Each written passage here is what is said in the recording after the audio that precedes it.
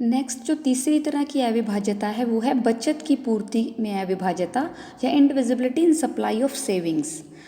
जो under developed countries हैं इनमें हमने अभी बात की कि एक निश्चित न्यूनतम मात्रा में निवेश करना है।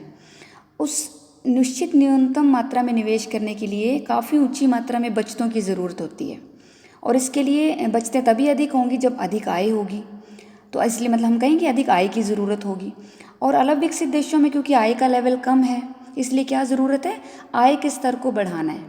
और आय के स्तर को बढ़ाने के लिए फिर क्या करना पड़ेगा, पहले इकॉनमी में अधिक मात्रा में निवेश का होना ज़रूरी है।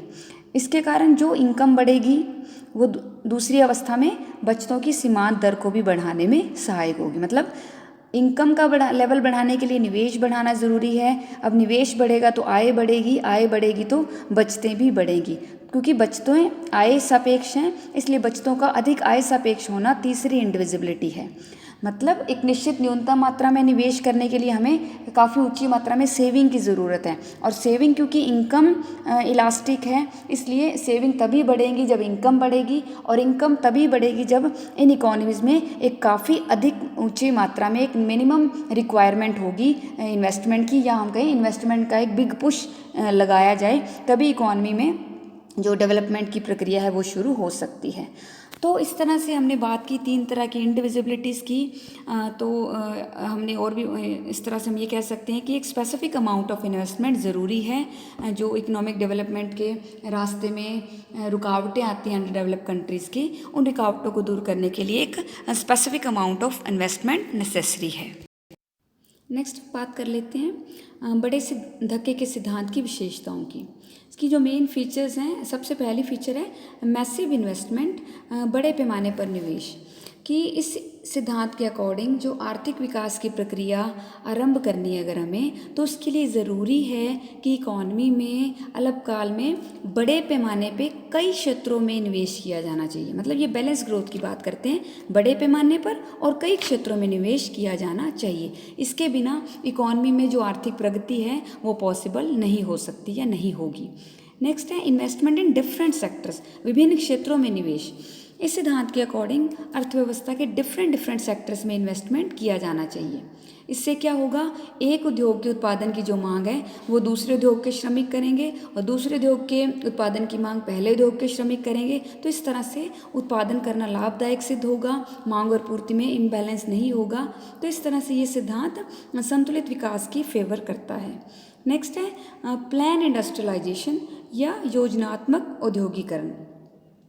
इस सिद्धांत के अकॉर्डिंग आर्थिक विकास करने के लिए जो हमारे निर्धन और पिछड़ी हुई इकॉनमीज़ हैं उसमें कृषि क्षेत्र की पर जो निर्धनता है उसको कम करके उनका इंडस्ट्रियलाइजेशन किया जाना चाहिए। क्योंकि यहाँ पर एग्रीकल्चर सेक्टर है मेन और वो बैकवर्ड है, इसलिए अगर हमने एग्रीकल्चर सेक्टर की जो पॉवर्टी कम करनी है वो तभी कम होगी जब इंडस्ट्रियलाइजेशन पे जोर दिया जाए। और इसके लिए कई उद्योगों में एक साथ निवेश किया जाना चाहिए। निवेश का जो एक बड़ा धक्का ही इकॉनमी को ग्रामीण क्षेत्र से निकालकर उद्योगों की ओर लेके जा सकता है।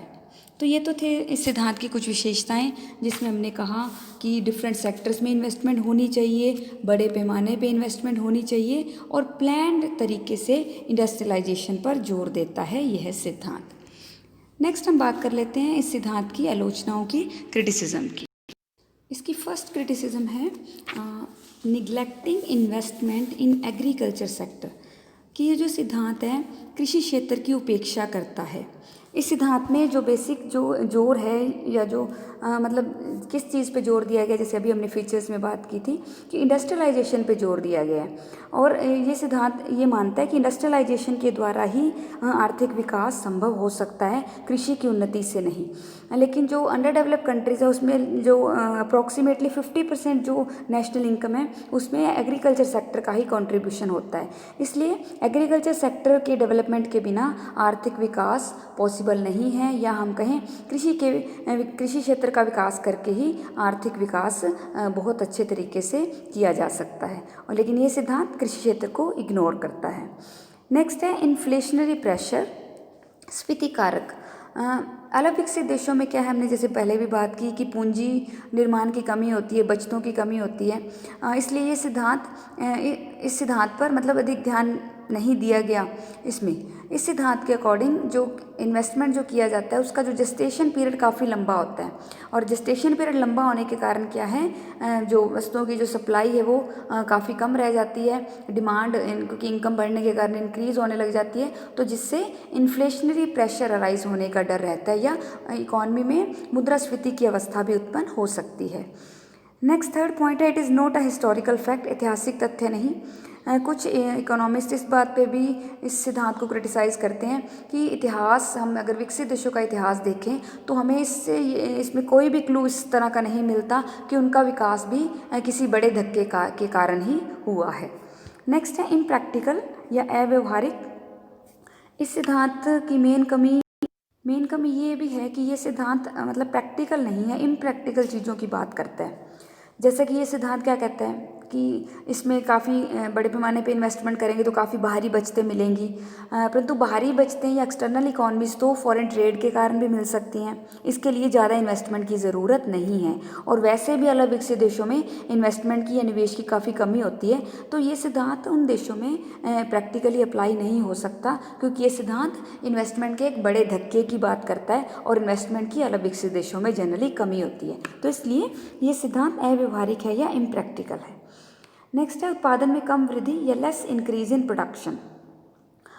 अकॉर्डिंग टू दिस थेरी, जो हमने अभी बात की, जो बाहरी बचतें मिलती हैं तो उसके कारण जो कॉस्ट ऑफ प्रोडक्शन काफ़ी कम हो जाती है, इससे प्रोडक्शन में ज़्यादा इंक्रीज़ नहीं होता। ये सिद्धांत जो बाहरी बचतों की बात करते हैं उससे सिर्फ मतलब प्रोडक्शन कॉस्ट ही कम होती हैं, और इसलिए ये सिद्धांत बाहरी बचतें बढ़ाने के लिए मतलब